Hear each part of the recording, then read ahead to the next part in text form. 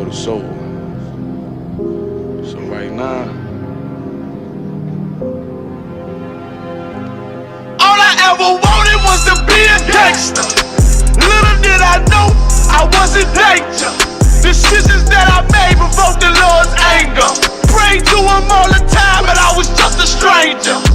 All I ever wanted was to be a gangster. Little did I know I was in danger. Decisions that I made provoked the Lord's anger. Prayed to him all the time, but I was just a stranger. All I wanted was to be a gangster. And shot call to be known with them niggas letting shots off. Either that or the right hand to the top dog. Funny how we see vanity, not the lives lost. Can't be focused on a life that's hopeless. Out there pumping, not knowing the Lord will kill you for that hocus pocus. Used to roll with niggas that cook dope with weaponry. Same ones claim they love you, I had your life in jeopardy. And I know my mother wants success for me, but that G should take a girl straight to ecstasy. Remember running with bruh, even though we did the wrong thing. My life would've been a lot different if I fell up under Rob's wing. Was too sincere for a wicked game. Shame the Lord's name, now we afflicted with pain. All I ever wanted was to be respected by stand-up niggas, not knowing that them handcuffs custom made the face. All I ever wanted was to be a gangster. Little did I know I was in danger. Decisions that I made provoked the Lord's anger. Prayed to him all the time, but I was just a stranger. All I ever wanted was to be a gangster. Little did I know I was in danger. Decisions that I made provoked the Lord's anger. Prayed to him all the time, but I was just a stranger. All I wanted was to be a gangster.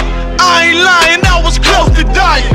Knew I wanted to live, but I wasn't trying. I was defiant, not knowing that this ain't how we live. This just how they design it. Cause when you in them streets, you get more endemic. They don't tell you gon' be on papers and on restrictions. My father said a hard head to make a soft ass. I didn't care, I wanted fear when I walked past. In a place where a black man's blood is cheap, I thank the Lord for the day I was on Lake Street. Pissing in the cup, back and forth to court. Found the DC school, I swear it felt like I cried on that fucking porch. The Lord said, my sheep, they ain't hear my voice. Asked me why I'm UPK, I told them I ain't have a choice. They said God ain't 50-50 and what's gonna come to pass. The Lord called me out the world and that's not really fair. All I wanted was to be a gangster. Little did I know I was in danger. Decisions that I made provoked the Lord's anger. Prayed to him all the time, but I was just a stranger. All I ever wanted was to be a gangster. Little did I know I was in danger. Decisions that I made provoked the Lord's anger. Prayed to him all the time, but I was just a stranger. Go ahead. All I wanted was to be a gangster. Isupk until it hit the fan. I want power and a throne, nigga, fuck them grams. All I wanted was to be a gangster, but I was real as a righteous man.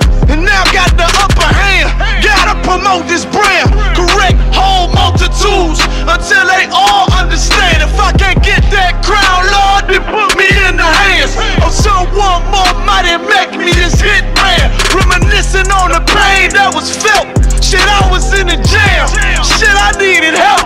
But Twan was locked up and the judge put man on the shelf. Heavy cry cause it felt like I was left by myself. All I wanted was to impress niggas with my grinding. Now I ain't trying to prove shit to nobody but Muhammad. Cause most these niggas lie, pump smoke. One time for the most high, he made me a cutthroat. Cause all I ever wanted was to smash my opponents. Stacking cash, not knowing it wouldn't last. Dear God, I hope you accept my atonement. Cause all I ever wanted was to be a gangster. Little did I know I was in danger. Decisions that I made provoked the Lord's anger. Prayed to him all the time, but I was just a stranger. All I ever wanted was to be a gangster.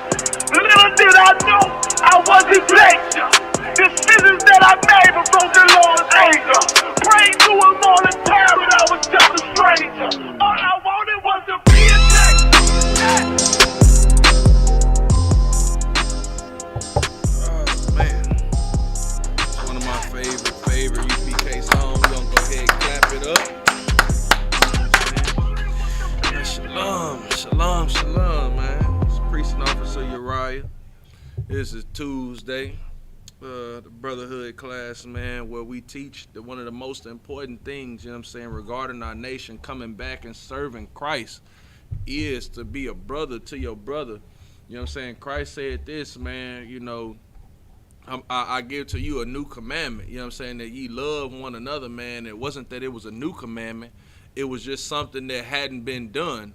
You know what I'm saying? Since the split of our nation, man. And since we've been split and set apart from one another, man, we've perpetuated that, man. And especially here in America, where it's designed for you to be separate. You got the Hispanics versus the blacks. You got the Native Americans versus the Hispanics. You got the Crips versus the Bloods, the Latin Kings versus the MS-13s or the Satan disciples. You got all this division and all this, discourse and all these schisms amongst us as a people, man. But we don't understand, man, that there was once a time in this land when we knew, or that it was understood that, we were all the same people, or that, we come from some close bloodline or closely related, man. So tonight's class, it may seem modeled a little bit different regarding just some points in history, but still, all in all, it is the Brotherhood class. So tonight, we're gonna start in a book that I purchased a while back when I first came into the truth. It was told to me to be a good read. I don't know if you guys can see it on the screen, but up in the class, it's called Black Indians, A Hidden Heritage, and is written by William Loren Katz. Now, in this book, it describes the relationships between what would have been known then as the African slaves and the Native Americans that were indigenous to this land, right? And as it's getting close to what's called or what's going to be celebrated as Thanksgiving, which would have been the mass genocide of over 77 million people. Most black people do not understand that there was a point in history when Native Americans were not called Native Americans. They were the original, what was called a colored person. They would call those copper-colored people colored because of the skin complexion. And the skin complexion that they had modeled much like the Negro. And a lot of us as Negroes, or what we think are Negroes, actually are of Native American descent, which Officer Tazadak did an excellent job explaining yesterday. But to go into the introduction of the book, just an excerpt from it. Black Indians. The very words make most people shake their heads in disbelief or smile at what appears to be a joke, a play on words. No one remembers any such person in a school text history book or Western novel. None ever appeared, yet they lived and roamed all over the Americas. Their story began first with the first European landings in the New World, reached from New England to Brazil, and continues to today.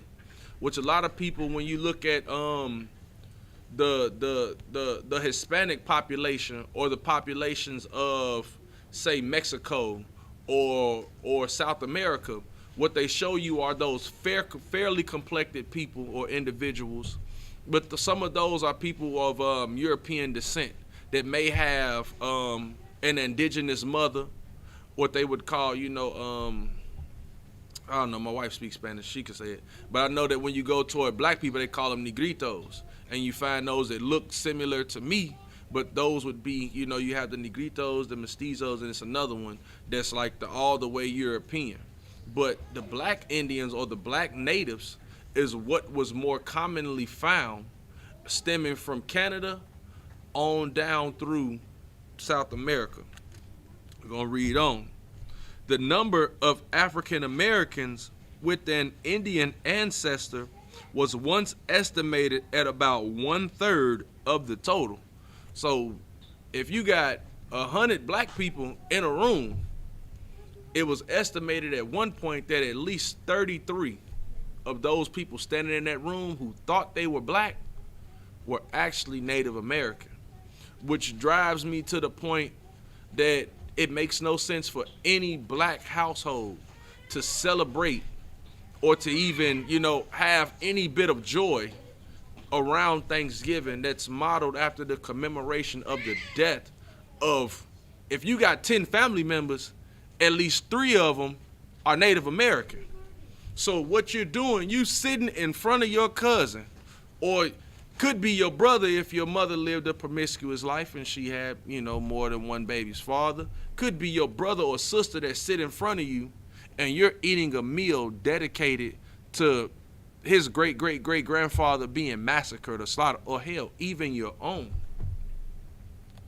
You know what I'm saying? Like, that's why it's like these things that have been set up in front of us, it's a tool to help perpetuate the discourse that goes on between us as a people. In this book is going to display some reasons as to why this discourse doesn't make sense, or even to why we don't dig deeper in ourselves to figure out that we have, or at least what we teach here in the Truth or in the Israelite School of Universal Practical Knowledge, that we are the chosen people of the Bible, man. And that these people understood that when we got together with our brothers, with our kinsmen, that it was no stopping us. So we're going to read further into the introduction, because I thought that this is a good piece. That the number of African Americans with an Indian ancestor was once estimated at about 1/3 of the total. In Latin America, the percentage is higher. This means that an important page of history has been missing. So a lot of our lives, we would celebrate Thanksgiving without the understanding that, this is me, or that this has something to do with my family. But they never taught it in a way to bring about the slaughter. We understood that Native Americans died in order for them to acquire the land, but we didn't understand the rape, the murder, the enslavement, hell, a lot of us don't know that the transatlantic slave trade started off with the Native Americans. The transatlantic slave trade didn't start in 1619 when they brought the first black slave here. It started in the early 1500s when the conquistadors came here under Christopher Columbus, when they first took the Taino Indians back to Europe.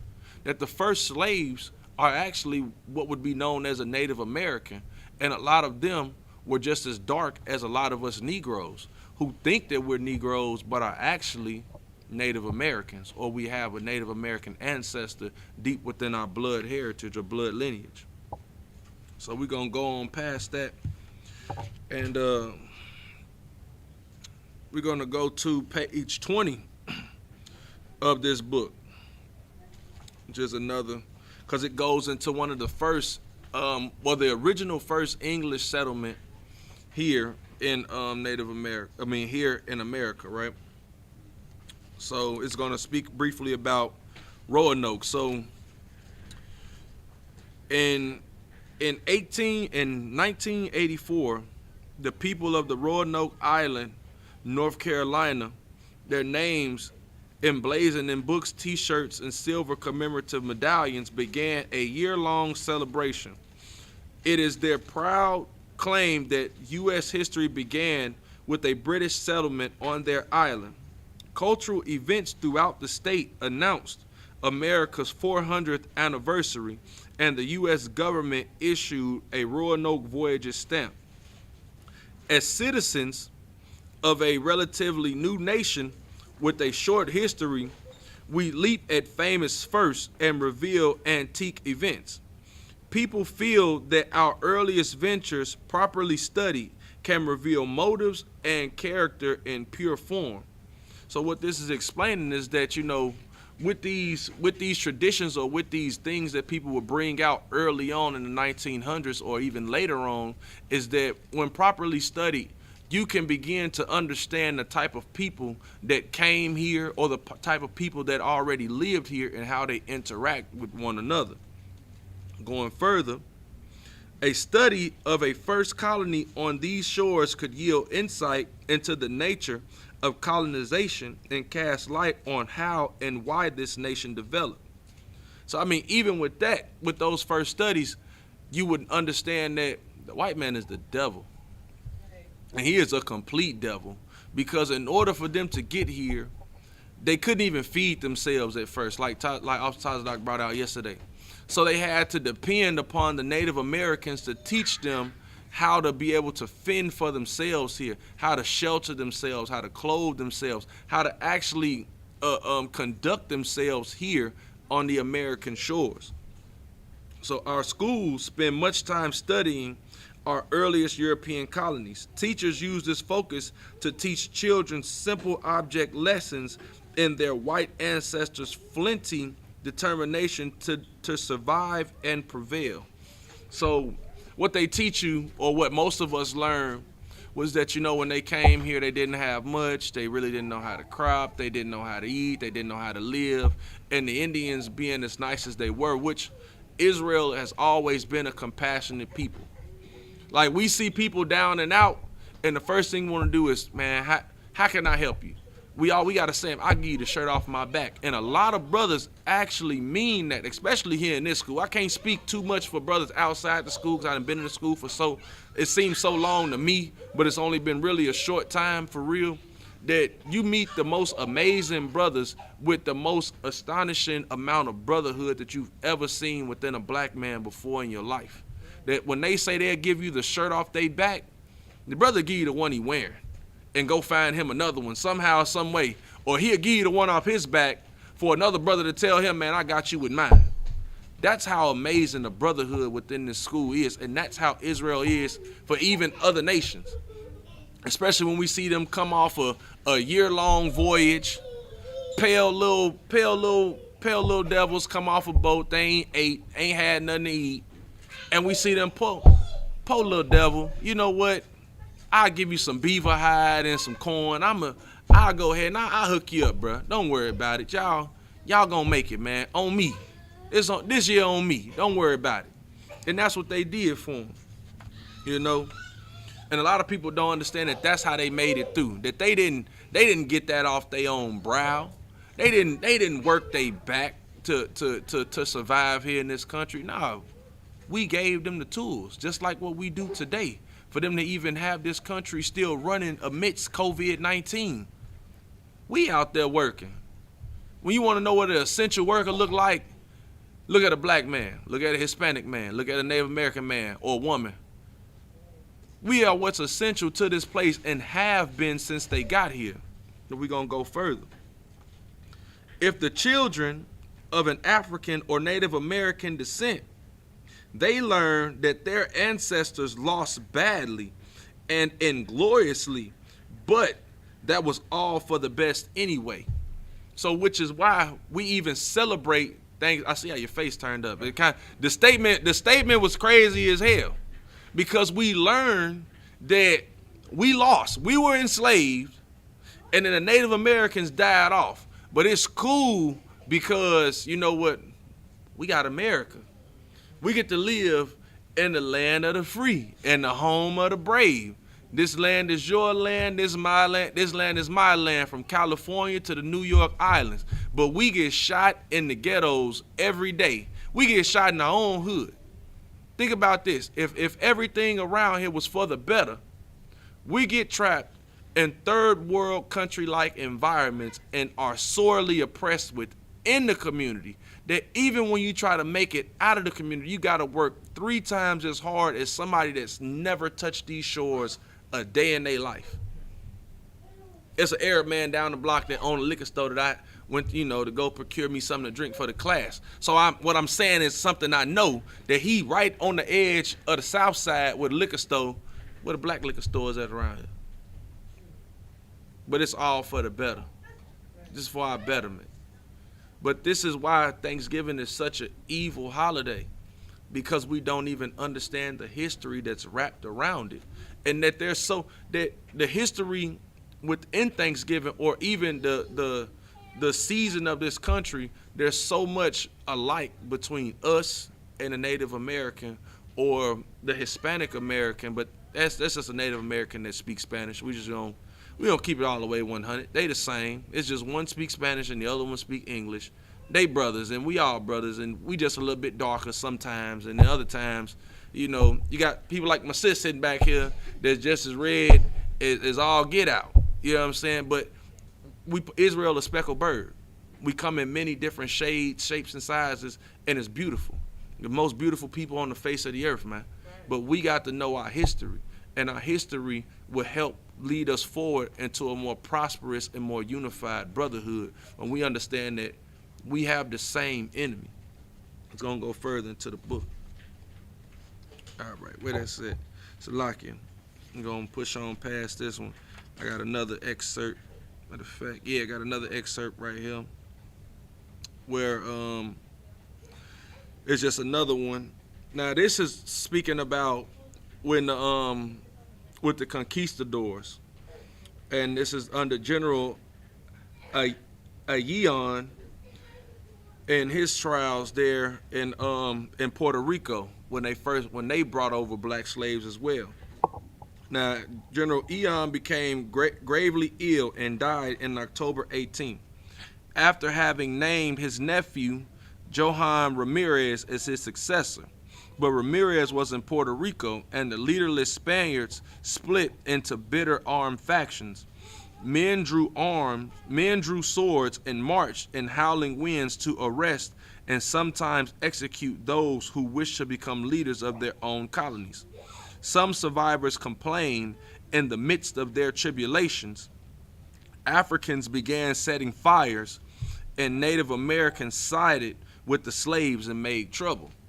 Now, this is a point in history where we were enslaved, and in our captivity, when we would set it off, the Native American would come to right to our side, and they would aid us in these slave revolts. That's a big part of the history with the slave revolts, that the slave revolts just didn't encompass slaves, going up and going to attack master. Sometimes the Native Americans would be in the woods right behind it, see the fire get set ablaze, and they like, shoot, we finna, it's what it is. We finna fall in. And they would do that. And what they would notice at this time was that just like, when David began to fight against Saul and Judah began to, hone their reins as the royal tribe, when David stood up, the rest of the tribes assumed their position. They assumed their role. And this is what you'll see within this text, is that the Native Americans began to understand that we have a common enemy. That at this time there had been an assault on them for about 100 years. So 100 years of full-on assault, and now I see a fire at the big house. Oh yeah, we finna go over there, and we finna go ahead and free some people, and they finna come be with us. Because a lot of times what would happen was that when the slave would run, we would go run to go be amongst the Native Americans. And what they noticed was that the dialect or the tongues that we spoke was so similar that a black man could be, I got some more. We'll pull it out in the book. It's a heavy book. Because what happens is that when they would go get a slave, they would use him to be the interpreter with the Native Americans because of the tongue. Like, he'd be a fresh slave off the boat, and that would be the one that they would take to go interact with the Native Americans. And we could damn near speak the same tongue, because what we spoke when we got off the boat was still Hebrew, and what they spoke over here was Hebrew. How else would we be able to communicate with one another? Native Americans didn't speak English. They didn't start speaking English until late in the 1800s, when assimilation became a thing, when they had to conform to be a part of American society or go on reservations and be with yourself. But like I say, it's a whole book, sis. You ain't got to get the big eyes. We got a lot, and we're going to cover it all. We're going to drop that, and I'm gonna go to where is that on page. We're gonna go to page 30 within the same book. What is that? Page 30.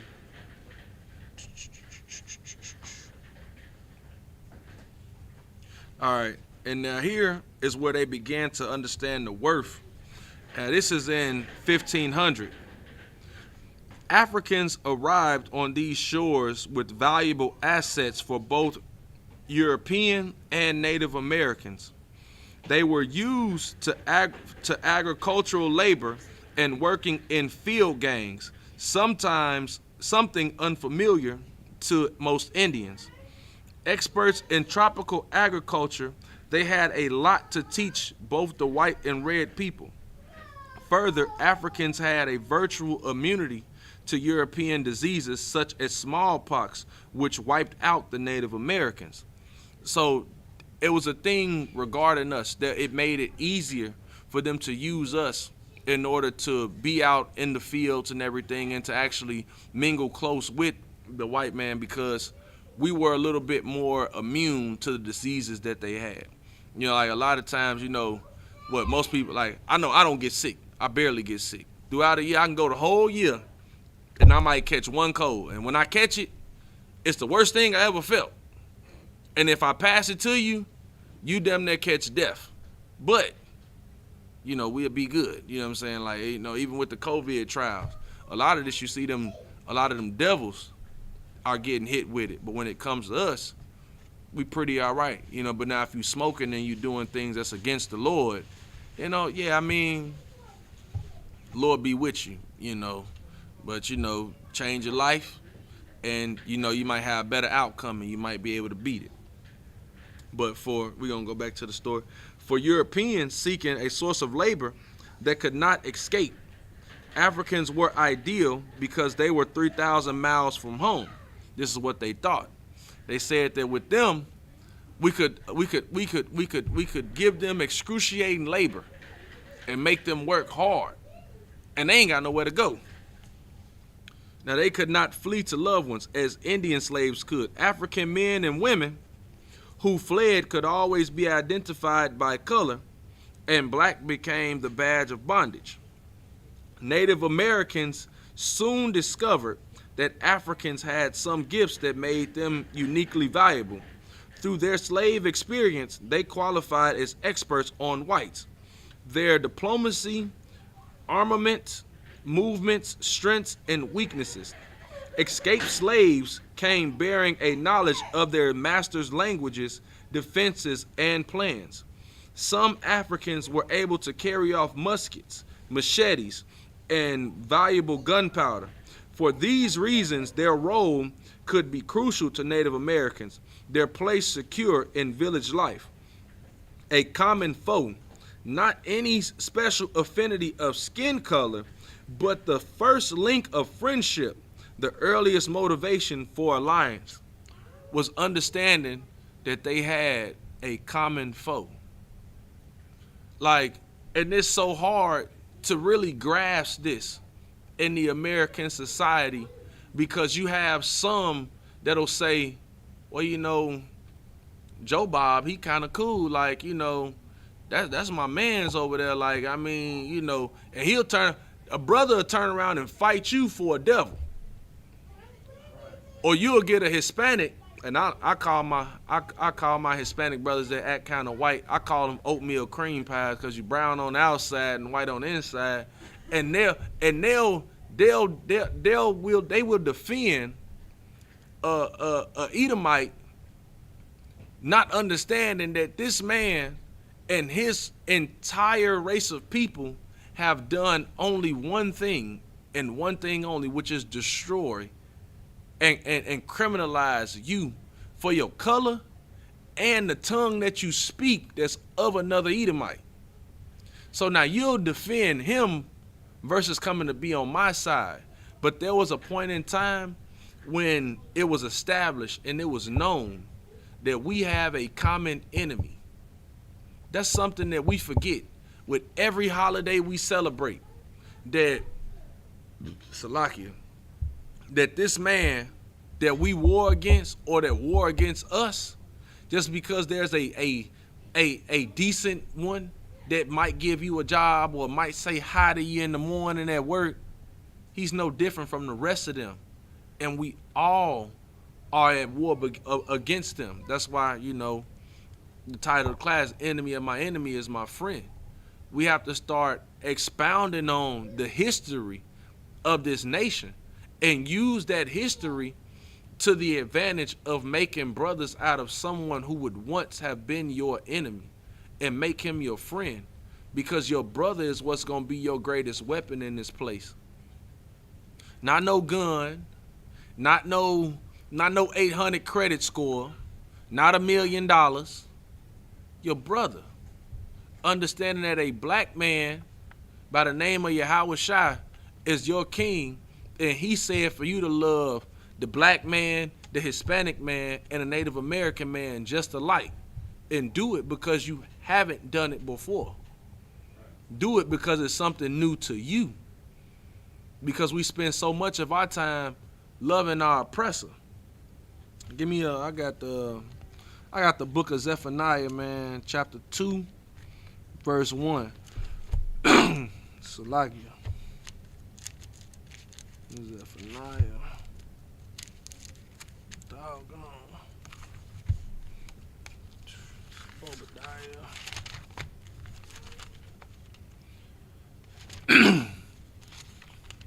Here we go. Book of Zephaniah, chapter 2, verse 1. Gather yourselves together, yea, gather together, O nation not desired. This is what they did at that time, man. They gathered together. A lot of the times, like, you ever heard of those maroons, like a maroon island, things like that? Those were settlements established. I mean, it's in the book, man. I want to go to it, but I love the book so much because it talks about the togetherness that we had with the Native Americans. And when I think about Thanksgiving, for the most part, when it comes to white people, well, to our oppressors, and you ask them, why do you celebrate Thanksgiving? A lot of the times in the world, I would hear, well, this is when, this is where you give thanks for the things that you have, and you thank God for, having a place to stay and a home and everything like that. And yeah, I understand that, there's a lot of death that went on to get the nation or whatever, but that's not what we thanking, God for. And then it would hit me and I'd be like, but that is what you thanking God for. Because you're thanking him that all those people died for you to receive stolen property.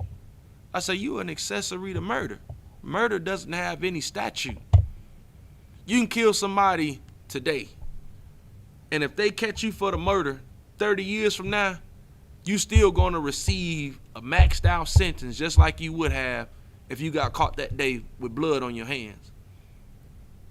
So even today, the people that celebrate Thanksgiving, you're an accessory to the crime. You're an accessory after the fact.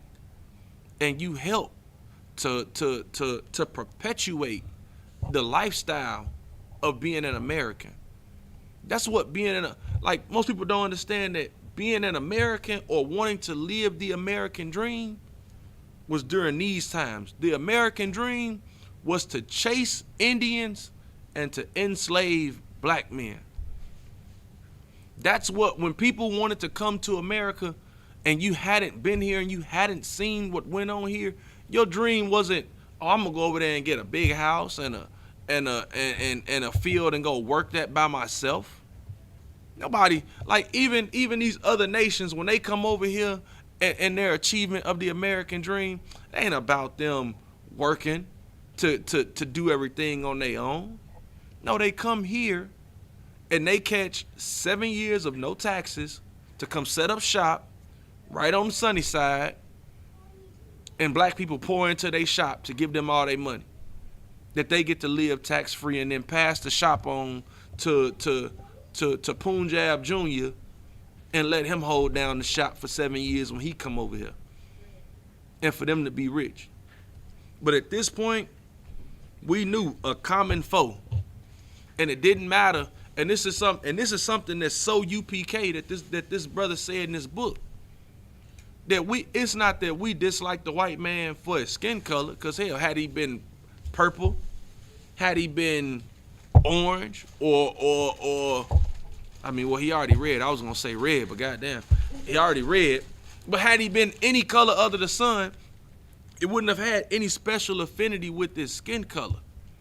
It has everything to do with what he did to us as a people, his crimes. And we quick to forget the crimes. When it comes to your brother, you will remember Darnisha if she scratch your car. You'll never let her live it down. You'd never, but when it comes to the white, slavery, that was a long time ago. What about COINTELPRO? What about crack? What about, no-knock warrants? That's recent. That's today. I mean, the crime bill that locked up, arguably a million brothers in a decade, you still went and voted the same man who wrote the bill. Not somebody, he didn't read it over. He wasn't the one that just read it. He wrote it. And then we love Bill Clinton for whatever reason when he didn't veto it. He accepted the bill and signed it into legislation. Kamala Harris, her entire career, or the staple in her career throughout the 90s, was in California. Around the same time when brothers was getting beat upside the head in Compton, in Watts. That's her. That's them together. Where the 3-strike law was most notorious in California, she was a district attorney. Come on, man. We have to understand we got a common enemy, man. And once we start understanding that same enemy that we have is what's destroying us, then we'll begin to start looking for people to help build us or be together with. So the scriptures say again, gather yourselves together. Yea, gather together, O nation not desired. Verse 2, before the decree bring forth, before the day pass as the chaff, before the fierce anger of the Lord come upon you, before the day of the Lord's anger come upon you. So what the scripture is saying, man, we got to come together, you know what I'm saying, before the Lord begins to pour out his anger on this place, man. That your brother and your nation of people is the only, because this is the thing.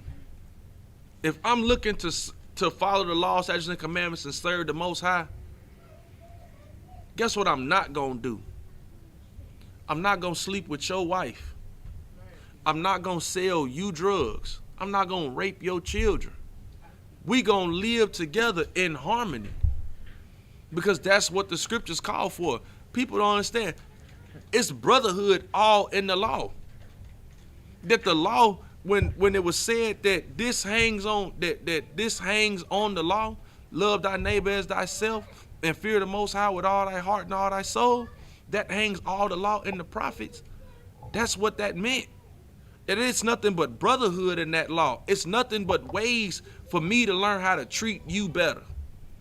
And then for you to in turn treat me better. And then for us to treat that brother better. And at this time, the Native Americans knew that. Like most people don't even know, like you'll get some brothers that you'll talk about slavery with, and they'll tell you, well, Native Americans held slaves. But the thing is, they don't even understand that when a slave went and ran, or he was, inducted into a Native American village, he lived as their equal. He didn't live under them as a subservient, beast. He could earn his freedom, and not like the white man do. You ain't got to go run, go run a 40 and 3 flat and jump out the gym to go date a white girl. You could marry a Native American sister right off the bat. You go get with them, and you can get you a wife. Soon as you get there, you enslaved them by you working hard, you toiling all day, But if she see you and she want it, they'll marry you. They'll let you go ahead and have them. Because they understood that those are still men. Those are people.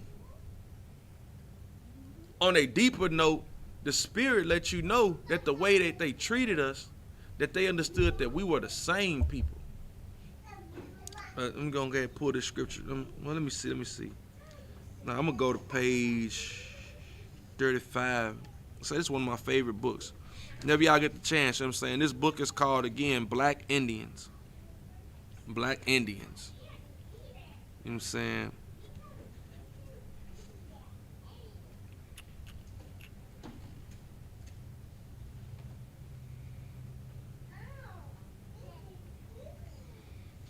Yeah, page 35. Let me see. That is, yeah, page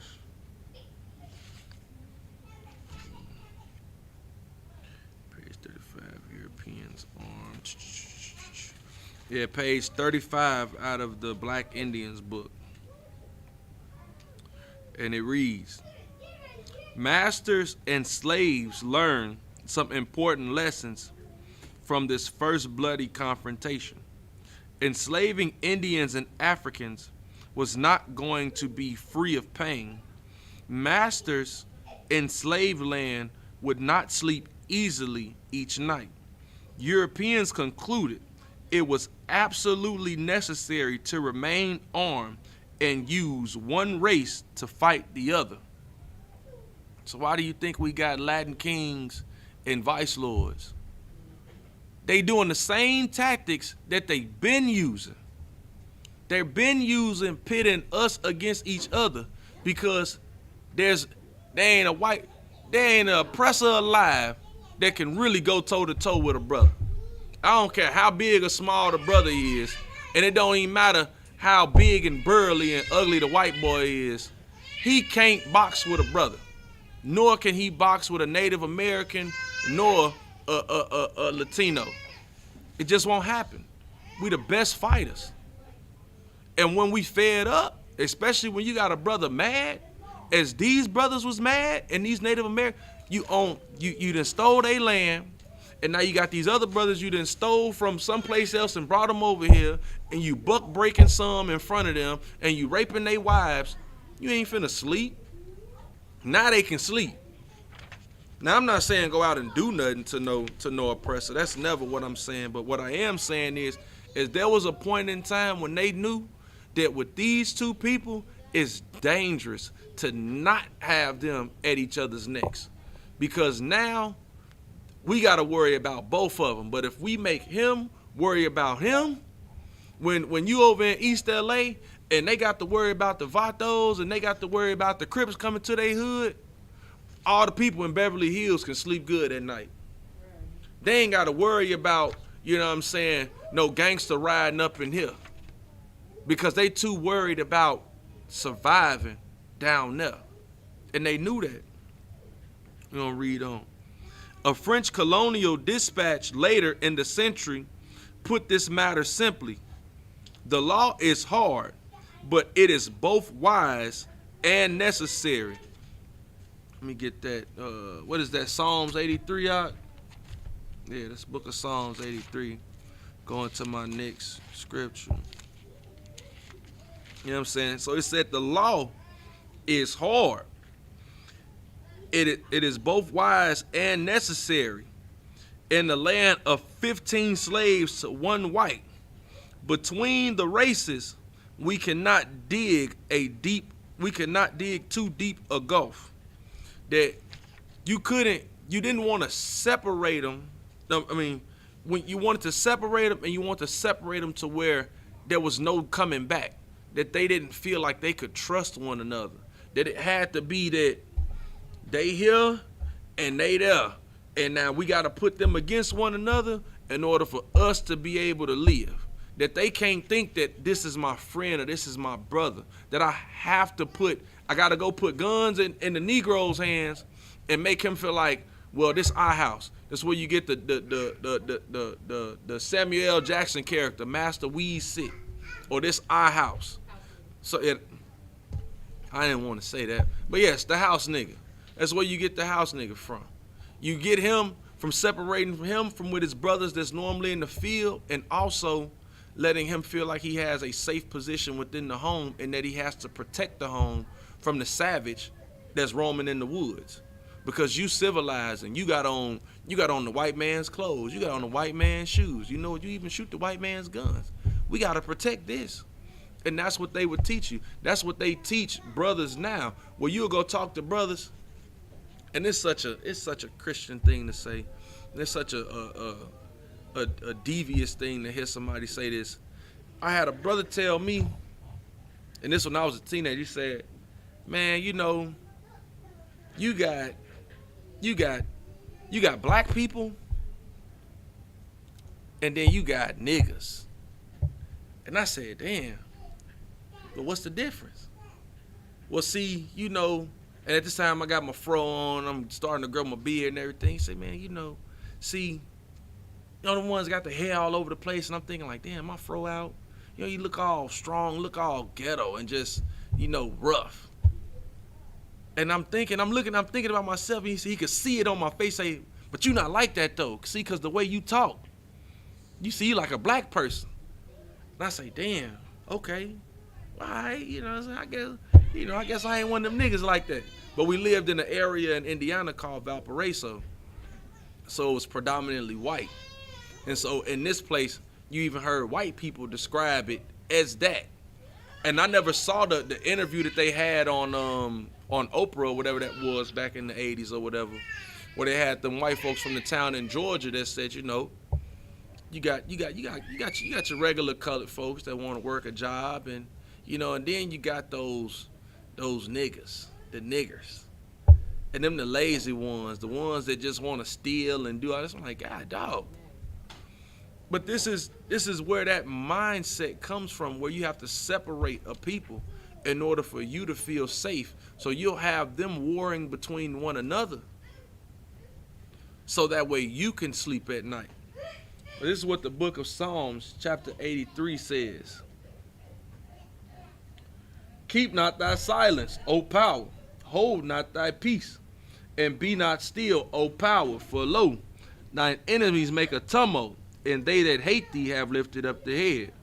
So the enemy was making a loud noise at this point. They running all the way through the East Coast, slaying, raping, killing, enslaving, doing every filthy deed that they can come over here to think of, because the first settlers here weren't families. It wasn't, I got a wife and 3 kids. It wasn't people with a wife and 3 kids, because you didn't know what type of enemy you were going to meet on that front. So what they sent was the degenerates, the rapists, like how they do Australia, exactly. Same way they took Australia from the Aboriginals.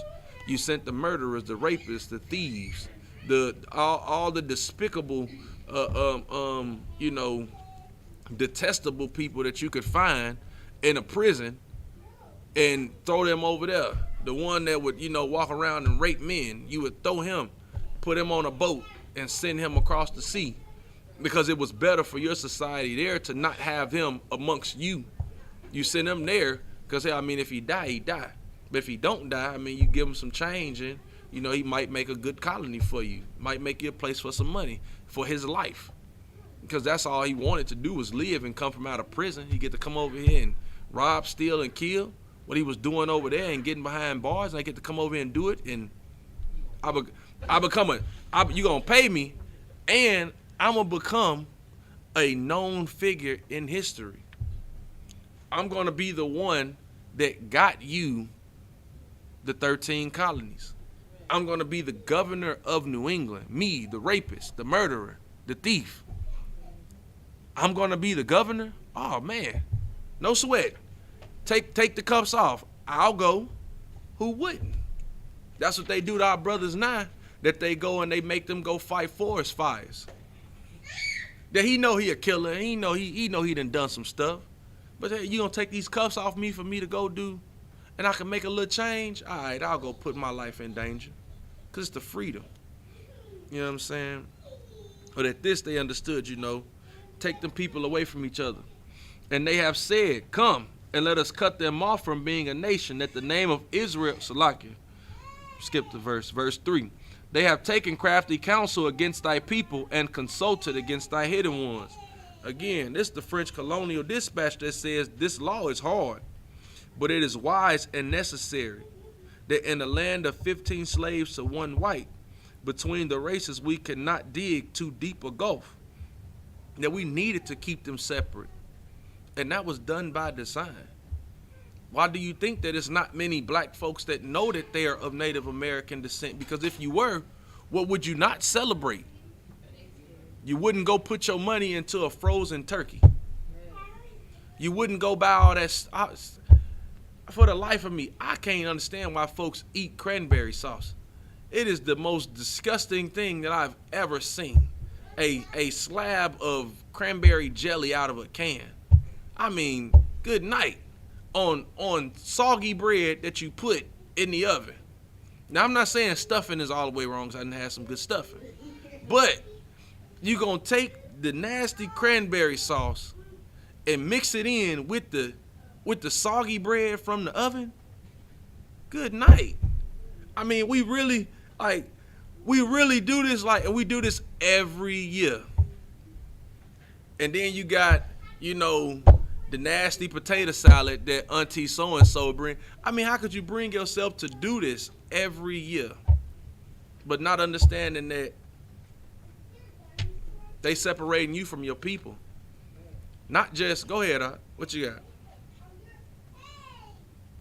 And Salaki, if I may, and some people, they burn down their houses trying to fry turkeys. Good night. You know what They I'm saying, do that? for this stuff. No, they do that. Right. You right. I've seen that. And the thing is that we don't out of a can.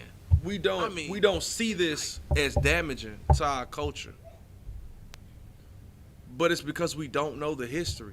And that's why I like Officer Tajadok's class in particularly, because it brings out that history that we don't know. Like, there are things in this in America, just specifically, not just the earth, but just on this hemisphere, on this plane, that are so far gone from us that we don't fathom to actually want to know the history behind it. Because you'll get to talking about slavery with somebody and they'll tell you that's too deep. Whoa, hey, you thinking too hard. It's not that serious. And you like, whoa, it is serious. Because let's just say, if nobody's walking around celebrating Charles Manson after all the people he killed. Nobody celebrates that yet. But knowing our oppressor, it's not too far gone. But we got to understand that most, if not all, of the celebrations here in this place, hey, I was brought out yesterday, there was at least a Thanksgiving every month before Abraham Lincoln. There was at least one every month that they had to slow it down. Y'all partying too much, because the men would get all drunk, have sex with each other. The men would get drunk and have sex with each other. I still have the article on my phone. Blew my mind yesterday. I said, whoa, he's the devil and a homosexual. I mean, good night. And they had to say too much partying. That's too much. One day a year. Just one. We leave it there. One time, can y'all do this together? Not every month. They had to cut it short. They cut them short. It was like that, sis. I send you the link. Hey, look. This is the home of the truth. I lie not. My conscience bear me witness. You know what I'm saying? But, so going further, the enslaved also learned some lessons. Their owners would rise to any level of violence and arm anyone to protect their grip on America. So it's just like now when you see black men, you got brothers as police officers now. This same behavior, this is what they did. And now we still following in the same behavior and the same pattern that they used to destroy us. You think you joining the system to tear the system down from the inside. They putting you in the system because they know when they get you in there, you gonna bleed blue.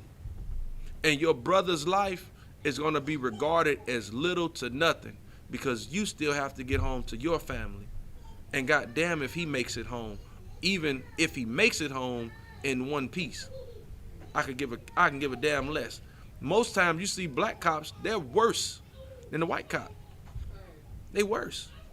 But they don't understand that this is part of the crafty council. It's a part of it. That the enslaved learned that the owners would raise to any level of violence. What do you see these officers do? They get buck wild on you. And not only do they get buck wild on you, but let a black officer pull up while they getting buck wild on you, he gonna get down on you too.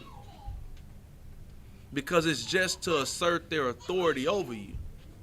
So not only does he already cripple you by him abusing his power, but then he shoves a black face in front of it and it kills your whole spirit and it makes you be like, God damn these niggas.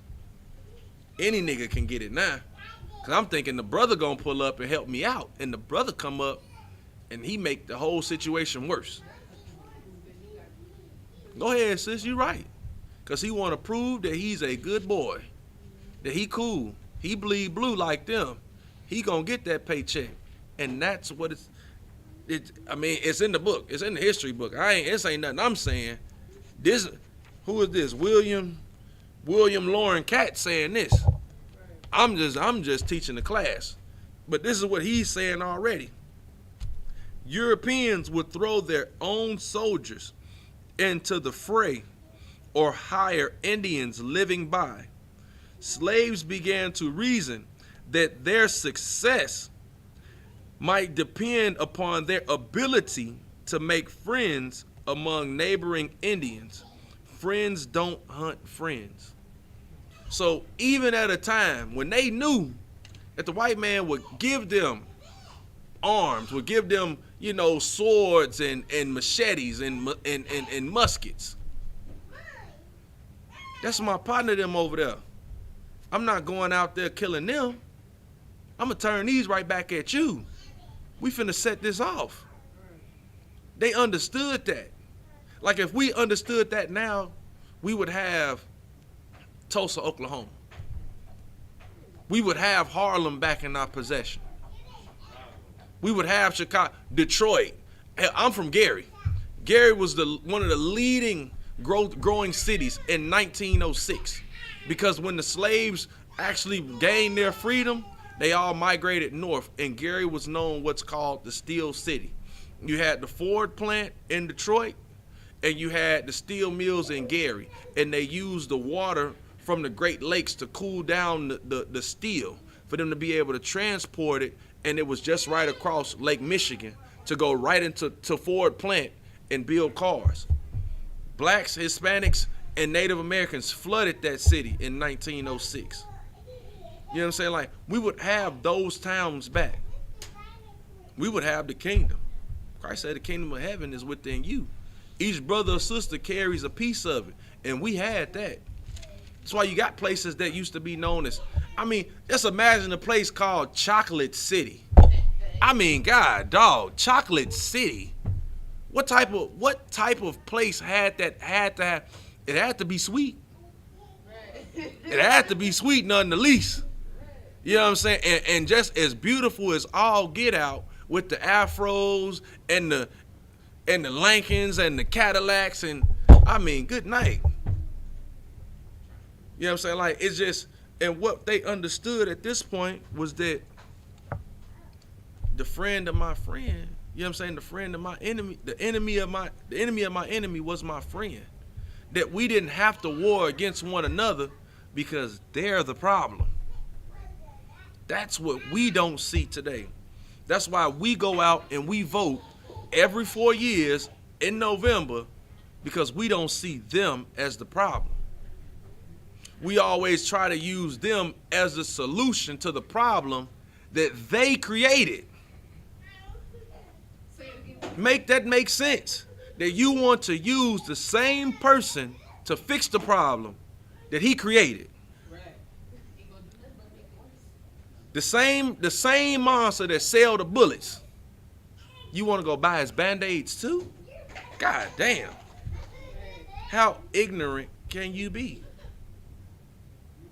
How lost as a nation of people must we actually be to not understand that the oppressor is the devil that the Bible speaks of, man? They say in the Christian church all the time, the devil do nothing but kill, steal, and destroy. And then you tell me you want to turn around and love the same person that only kills, steal, and destroy? Good night. Good night. Christianity is a hell of a drug, and it keeps the body high and destroys the mind. That common sense doesn't make sense. That it was known by our ancestors that we have no place in destroying or hating one another. We turn this at them. Now, I'm not saying go out, again, I'm not saying go out and do nothing drastic, do nothing crazy. Don't go turn your anger toward the white man. But what you do is you give that anger. You give your anger, you give your love, you give your heart. You give all of that to the Most High, and you come here, and Commanding General Yohana will show you what to do with your anger. He'll show you what to do with your love. He'll show you what to do with that heartache, man. He set me, the Most High put it on Commanding General Yohana to set brothers in almost every major city in every state to teach black men and women what to do with that feeling that you feel when you see a brother get killed. That feeling that you feel when you see those babies in those cages and those stories still populate that most people try to avoid or that they don't even talk about anymore. That if you don't know what to do with that anger and you don't know what to do with that hate, call your closest camp near you. Get on the phone with that captain or that officer, that camp leader, and he'll show you who is your enemy. You got a problem with a Hispanic brother, we'll teach you how to ease that over with that brother and make him your friend. And so you can really point in the direction of your hatred where it truly should lie. And that brother deserves your love like they understood at this time in the 1500s. Oh yeah, because I even go to Mexico. I got some more. We gonna go down to Mexico. We gonna go, let me see. Yeah, let me get that. Now this is page 36 in the Black Indians book. You know what I'm saying? Hold on.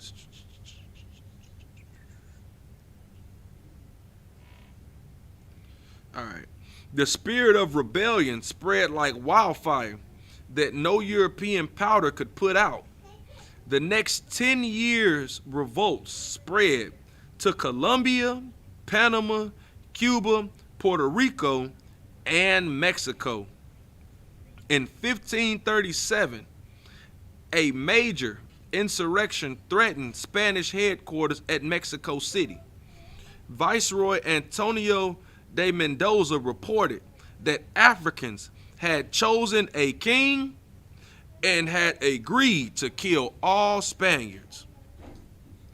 At this point, they did what the scripture said. Now, they chose them, and they weren't supposed to. Don't get me wrong. They were not supposed to choose that king. But when they set a king above themselves, they chose one from among their brethren. We can't even seem to do that in this day and age in 2020. Yet the Most High set one of the most righteous and most humble brothers in front of you. That the only thing he'll ask of you is just be honest. Give him your diligence, your hard work, just a little bit. He ain't even asking for much. Come assist these priests and prophets out there on the streets. A case of water every once in a while. Pay your tithes like the Bible already prescribed you to do. So that way he can continue to help feed these brothers and sisters that don't have jobs, that can't make a way for themselves because of this oppressor that sit above us, man. Come give that here to your nation. He don't even ask of it for himself. He asks of it for you to give to your people, man. And these brothers and sisters understood that back then, that we need to have us somebody over us that can lead us, and we need to turn our aggression toward the Spaniard. And what they knew, the Africans had chose the king, and the Indians were also with them. Terrified Mexican officials agreed to halt any further importations of Africans. They said, hey, look, we cutting it off. We ain't bringing no more of them Negroes from across the water, because when they get here, they trouble. And you know what they do? They go ahead and they excite that Native American, and they all be on our tail. Stop that. We ain't bringing no more. We cutting it off. No more importation of African slaves. By the 1570s, the flames of revolt were burning brightly in Mexico. 1 in every 10 slaves was living a free life in hiding. Alarmed about the safety of the whites, Viceroy Martin Enriquez wrote to the King of Spain, Your Majesty, the time is coming when these African people will become masters of the Indians. Now just bringing in that to play in Israel, there's not so much as, I don't want to call it a hierarchy, but it's understood that you have the house of Judah, you have the house of Israel.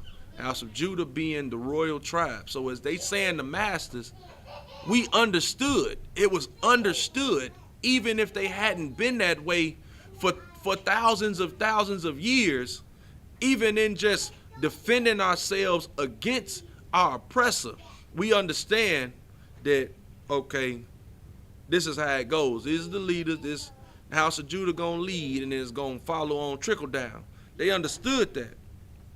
In as much as they were born among them and their maidens, and are men who dare to die as well as any Spaniard in the world, I do not know who will be in a position to resist them. They understand when we come together, it's no way that you can win. And now imagine us being together, serving under the one true power, the Most High. Imagine what greater nation that we would be at that time. Because it was understood in the ancient world, and it's also understood here within what they consider the new world. That you can't have these people understanding that they belong together. Or you can't have them feeling like, well, they have to be put together against one enemy. So what they do is, again, they make the gangs, and they put you in the neighborhoods, and put one neighborhood against the other neighborhood. Go drop dope off in this neighborhood and guns off in this neighborhood, and see who gonna win. See if the dope boys can actually get over on the grimy niggas, cause they got the guns, so they gonna go do all the robbing, but now they got all the dope, so they gonna go rob them and go get dope. So now we got to fight about who gonna control the territory. We got more dope than they got, but they got the guns. And now that we got dope, we gotta sell dope, go get guns so that we can combat against them. That's what goes on every day.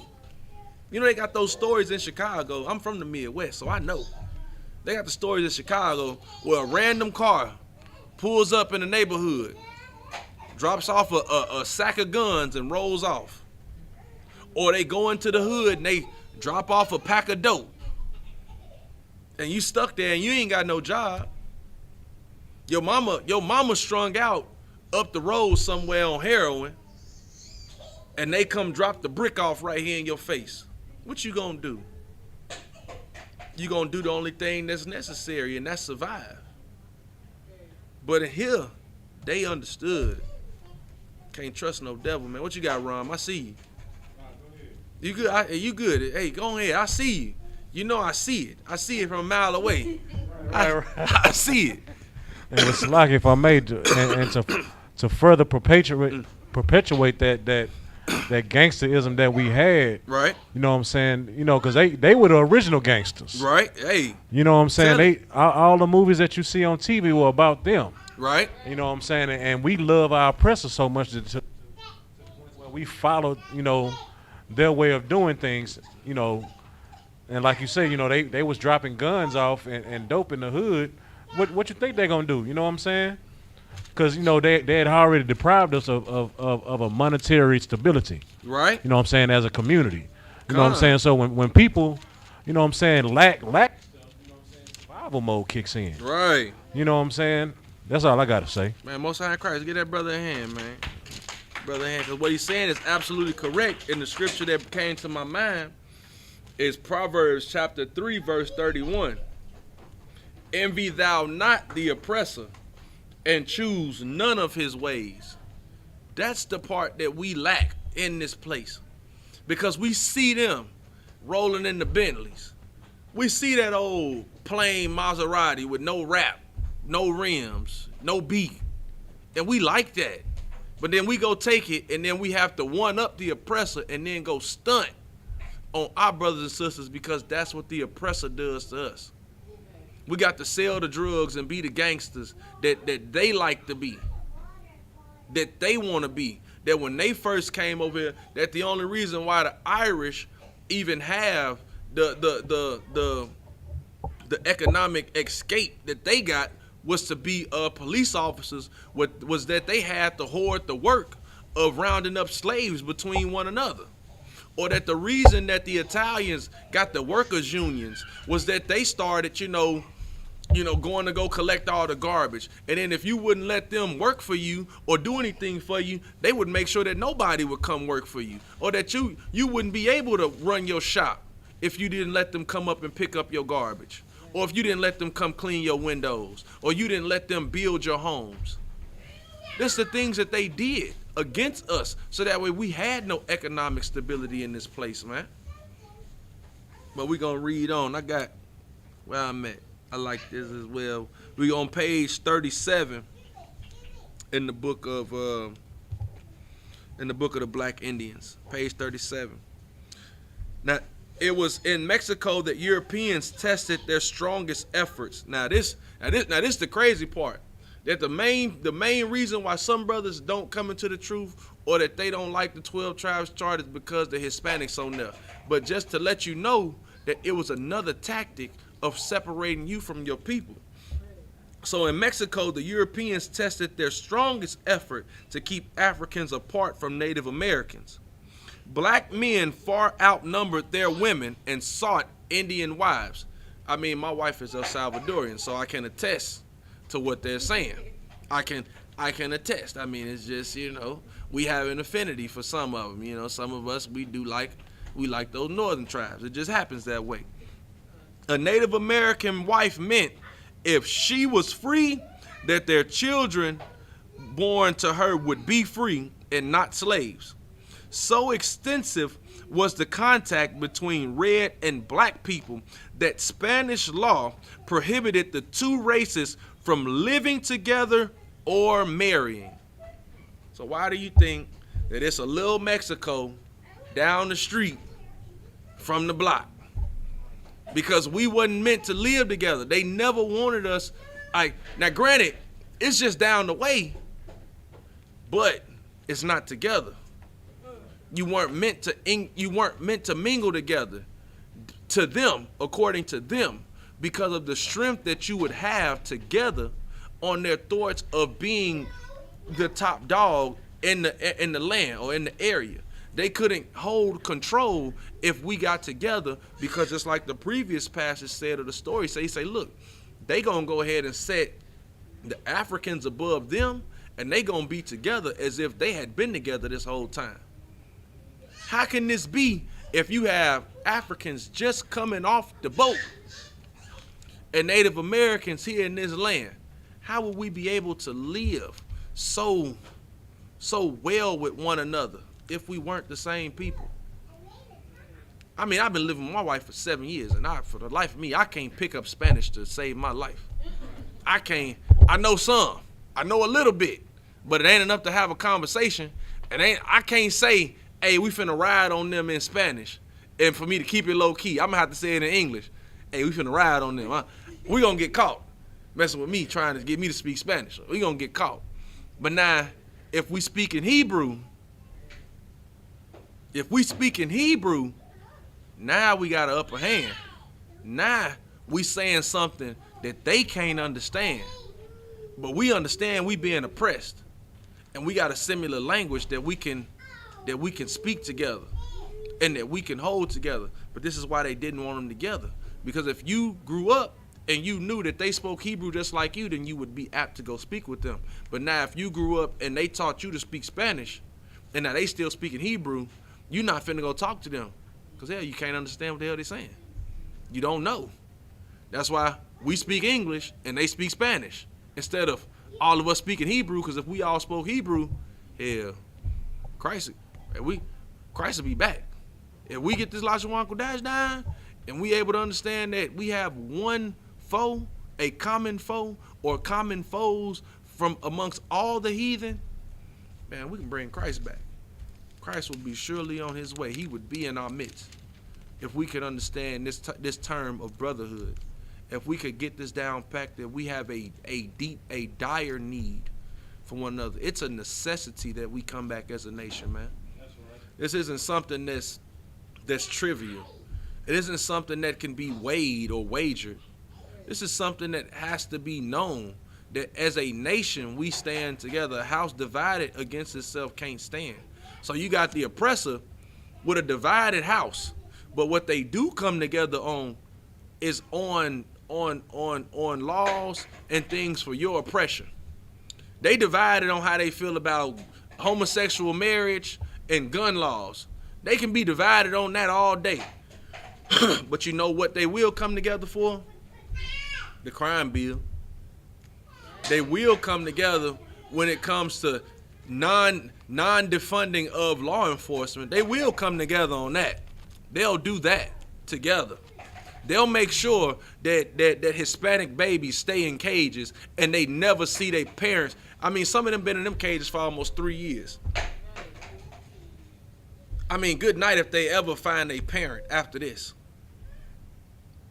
Come on, man. They understand. They know when it's time for them to be together on a forefront. When are we ever going to find out, man? When are we ever going to learn that supporting Hispanic businesses is supporting black businesses, man? When are we ever going to understand that, you know what I'm saying, that their plight is our plight, man? What's that scripture, man? I got to find that joint. What is it? I want to say that's Ezekiel 37. What is it? Because, man, we receive the same things at the same time from the same people, man. It's Ezekiel chapter 37 and verse...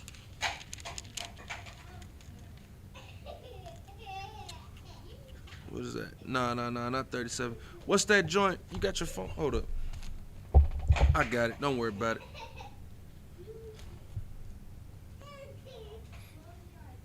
I got it saved here.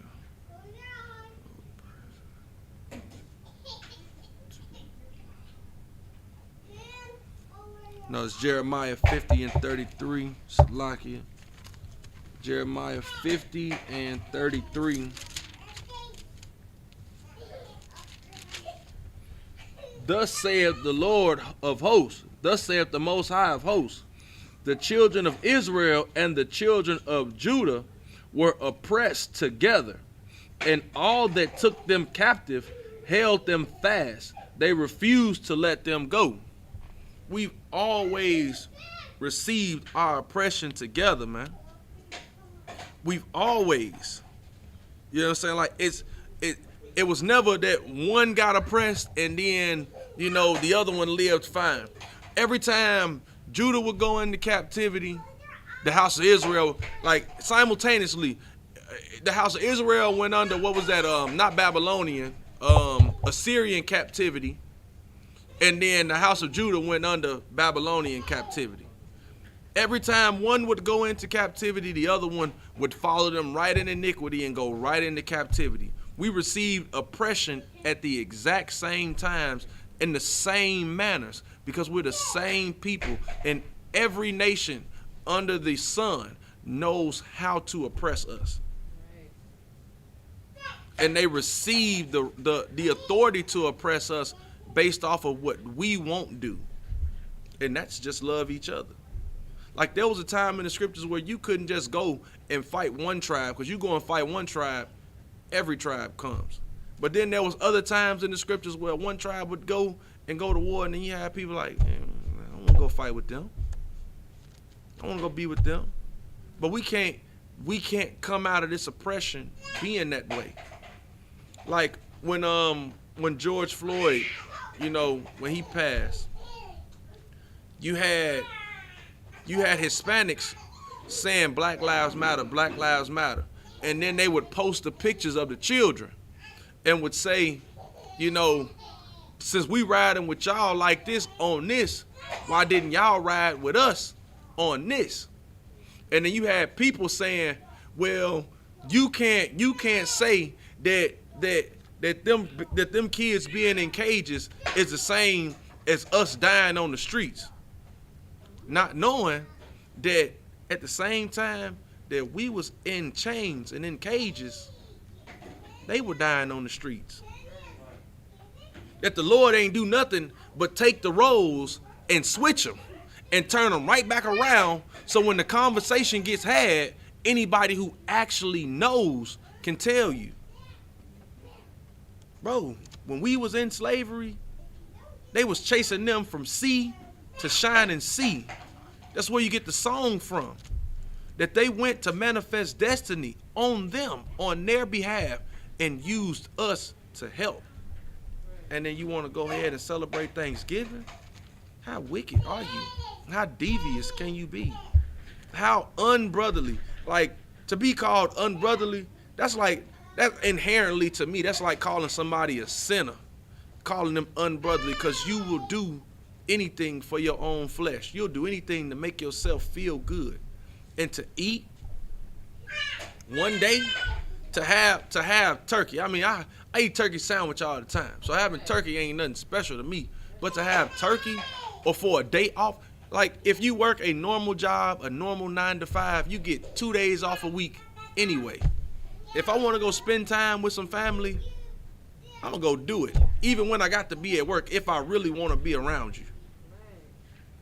But y'all need that day off that's given to you by the oppressor. Not just your regular day off, but you got to choose the day that he gives you in order for you to go and sit with your family and be thankful for the things that you say that the Most High gave you. Well, really, you doing it under Christianity, and you're saying your God gave it to you, and that's nothing but Caesar Borgia, a white man who was a homosexual and an ancestral bastard that killed his own brother to have sex with his little sister. That's your God. And your God and his people do you thank every year when you pray over that turkey. That's who you thank every year. Because you're not thanking the Most High God for anything.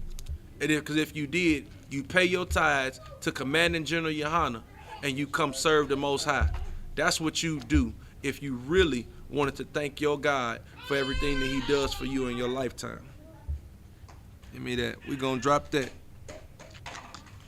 And I'm going to go to, what does it say? Here it is. Yeah, there's another part I like.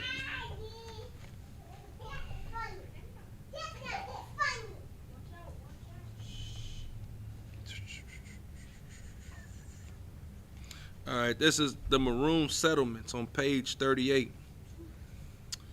Some colonies, I told you I'm gonna get to these Maroon colonies. These Maroon colonies are some of my favorites. But you're a Benjamite, so you know, I know you know. You know what I'm saying? So, in the Maroon colonies, some colonies were begun by a single African or Indian, and others were the result of several or many slaves fleeing together.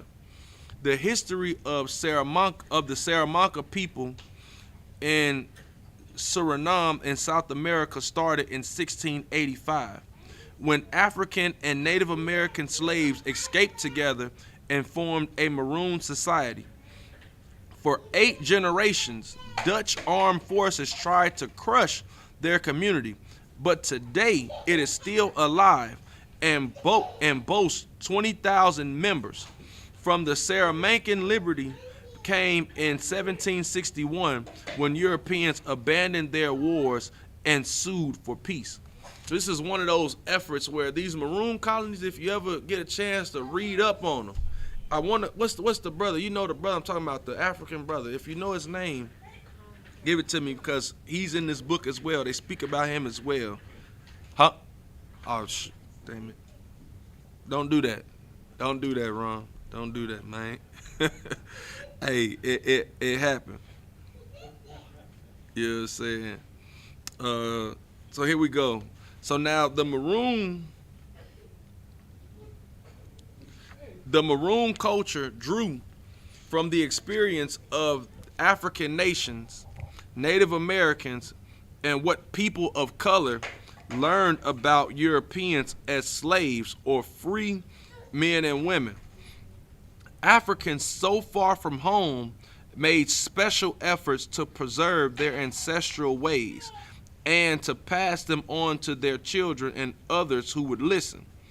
African patterns, prominent in farming and defense, were also important in government, administration of justice, and religion.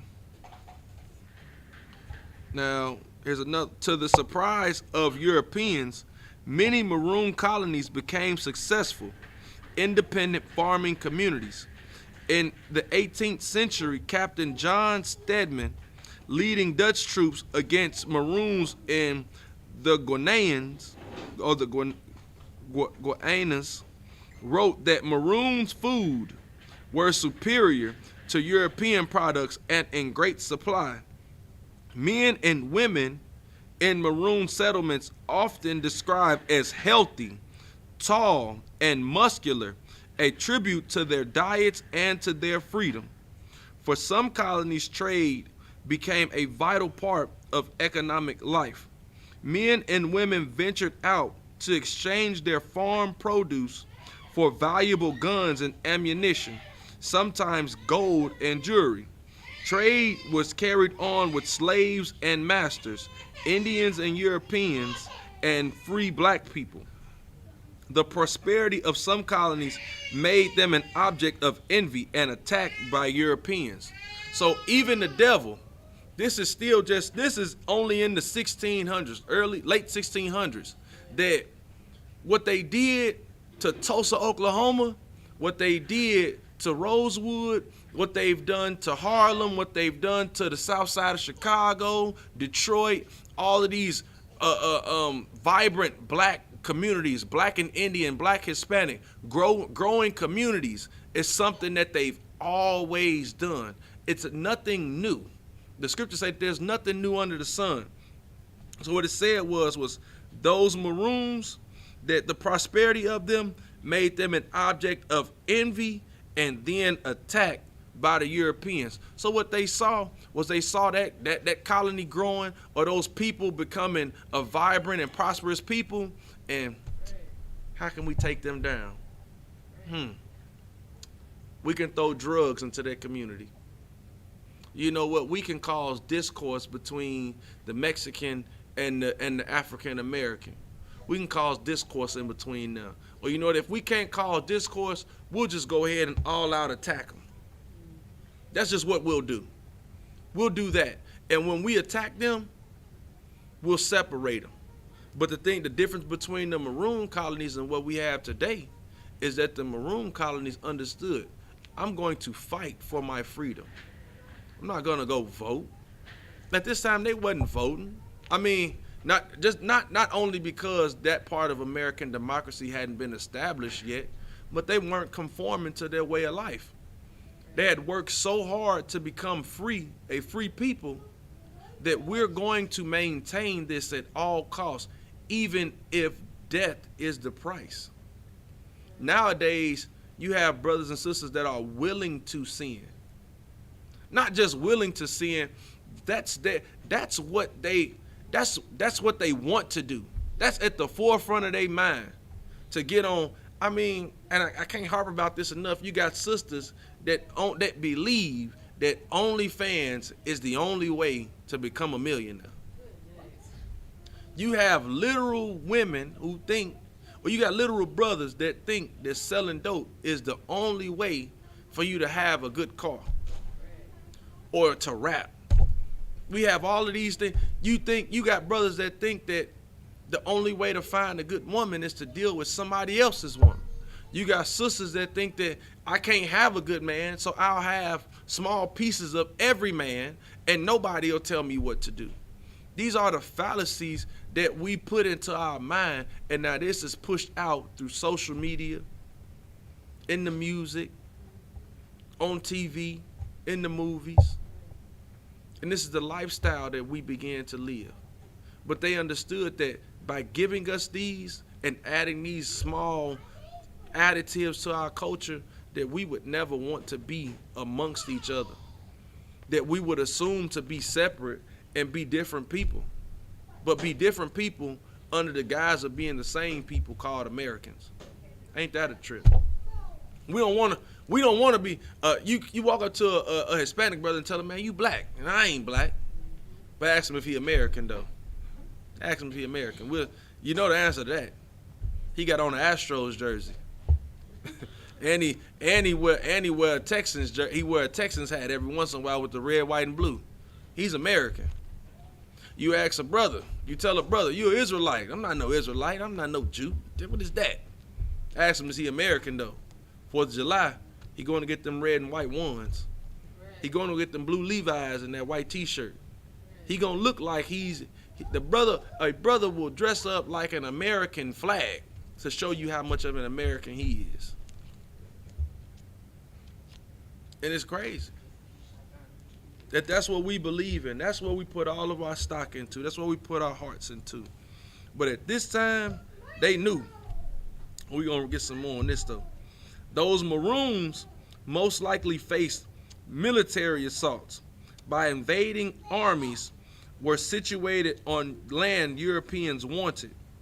Others were invaded because they were engaged in business whites sought to control. So even like, the fur trade. The fur trade was once controlled. It was once all Native American control. They knew which pelts would earn you the most money. They knew which ones would keep you warm throughout the winter. They knew which animal that you could kill to harvest the most meat from that'll give your family enough sustenance through the winter. They knew this. They knew where to go find the gold at. They knew where to go find all of the precious minerals and things that could help you sustain life and look good. They knew this. So what they go ahead and do? They go ahead and kill them off to control the business. It's much like now, you have all these, what they call it, a patent. Now you got the patent system. When brothers and sisters were enslaved, you would create certain things. And now, in order for you to even get the credit, you got to give the credit to your master, and then he's the one that gets the money off of it. So they kick you out of the business. Or like what it was. Nobody remembers Sears and Roebuck.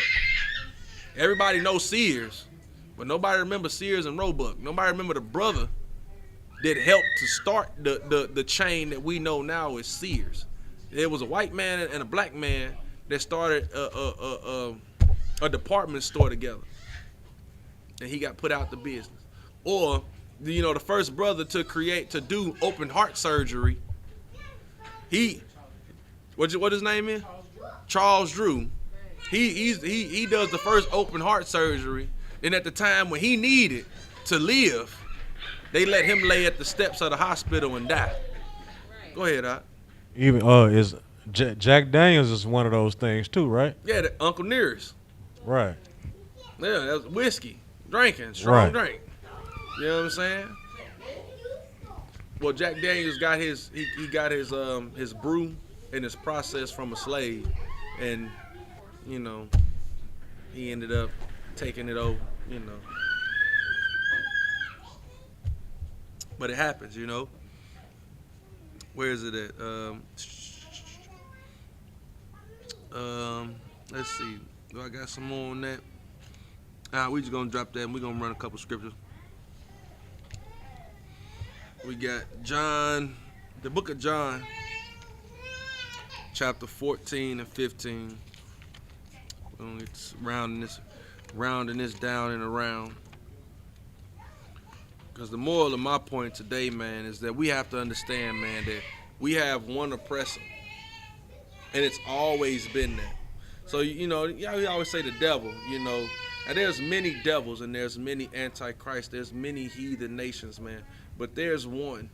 There's one that's in control.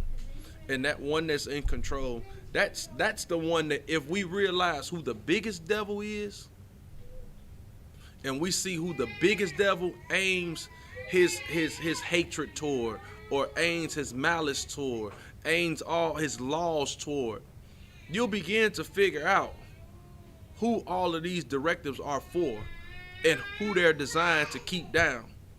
And when you find that who that is aimed at, you'll begin to find your brother, your sister, your kinsman according to the flesh, man.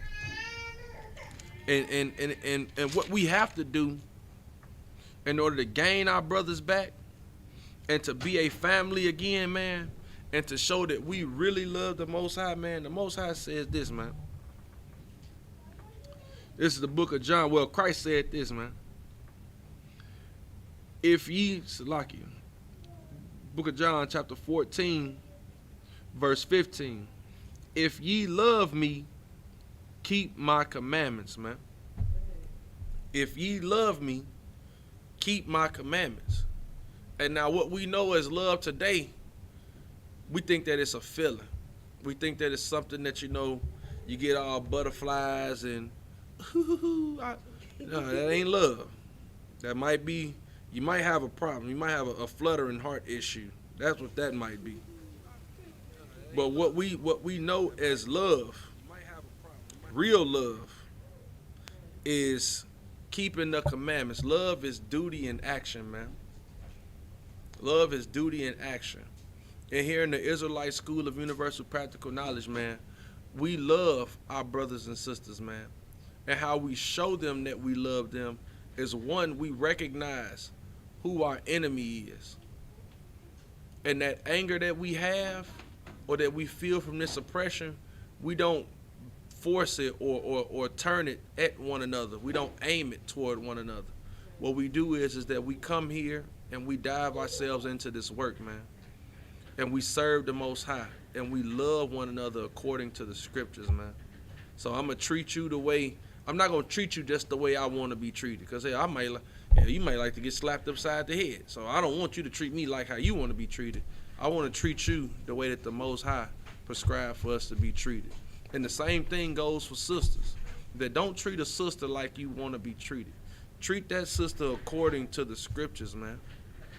Because that's when we begin to do that, then there isn't a piece of this nation that will go uncovered.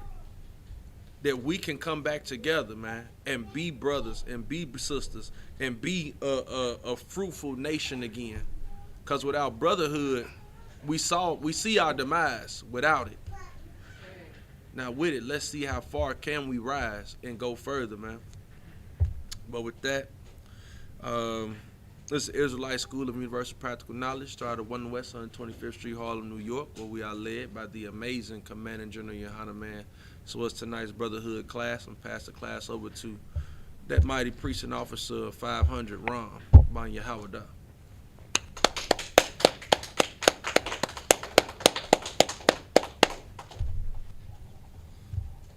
If you could turn the camera at him, could you turn the camera toward the brother? What you need, an announcement? The camera right there, just turn it. There you go. We are the Isupk, started out on 1 West 125th Street, Harlem, New York. Roof for a new brother and sister. When a new brother or sister comes into the school, they are off limits for 6 months. They're to be saluted only. They're here to shed themselves with the world. If they need transportation, the teacher will arrange it. After 6 months, if a brother or sister has an interest in a particular person, he or she must get permission from the head to speak to a brother or sister. There's another 6 months in which brother and sister will court each other. After this 6-month period, brother and sister will get permission from the head to marry. Tithes, which is a commandment, out of the book of Numbers, chapter 18, verse 21, and Malachi, chapter 3, verse 8 through 10. It means tenth in the Hebrew, Mayasharah. 10% of every penny of any increase the Lord gives you. Give to the Treasury Department or a teacher. Priest fund, free will offering for priests. Not mandatory, whatsoever amount you would like. Upcoming holy convocations is the Feast of Dedication, which is Hanukkah, the 25th day of the 9th month by the space of 8 days, which is Wednesday, December 9th, 2020, for 8 days out of the book of 1 Maccabees, chapter 4, verse 52 through 61. If anyone wants to become a trooper in the school to start wearing all black, boots, shirts, pants, headband, or scarf. And those are the security announcements. You got one more announcement? Brothers and sisters, Google search the school and request directions prior to departure to school. Once arrived, click website button. If you have pictures, you can upload them there. And those conclude the announcements. Most High in Christ, man. I imagine Wapanya Hakwadam Sar, turn and face the east. We're going to do the Lord's Prayer in the Hebrew and the English. Abanaw. Shabbat Shemayah. Kodash. Hayah. Shamka. Yahweh. Malak Wakah. Taba'ah. Ratazaka. Hayah. Aisha. Ba'arataza. Kawa. Hayah. Bashemayah. Natanalawa. Lacham. Call. Yawam. Wasalak now. Kabawati now. Kasalak now. Kabawati now. Wala'a. Tabi'a now. Banasai one. Abba. Hawashai now. Mayan. Rai. Kaya. Laka. Hamalakwa. Wahala. Wahata Parat. La'awalamim. Aman. Our Father, which art in heaven, hallowed be thy name. Yahweh, thy kingdom come, thy will be done, in earth as it is in heaven. Give us this day our daily bread, and forgive us our debts as we forgive our debtors. And lead us not into temptation, but deliver us from evil. For thine is the kingdom, and the power and the glory, forever. So be it. Sar, turn to face the front. Gonna give a courteous salute to the brothers and sisters. Men of Israel, Imajim Shabbat. Imajim. Barak. Yahaba Hashem Yahushua Barakatah. Yazmatah. Sar, turn to face the sisters. Men of Israel, Imajim Shabbat. Imajim. Barak. Yahweh Shema Alatah Hashem Yahushua.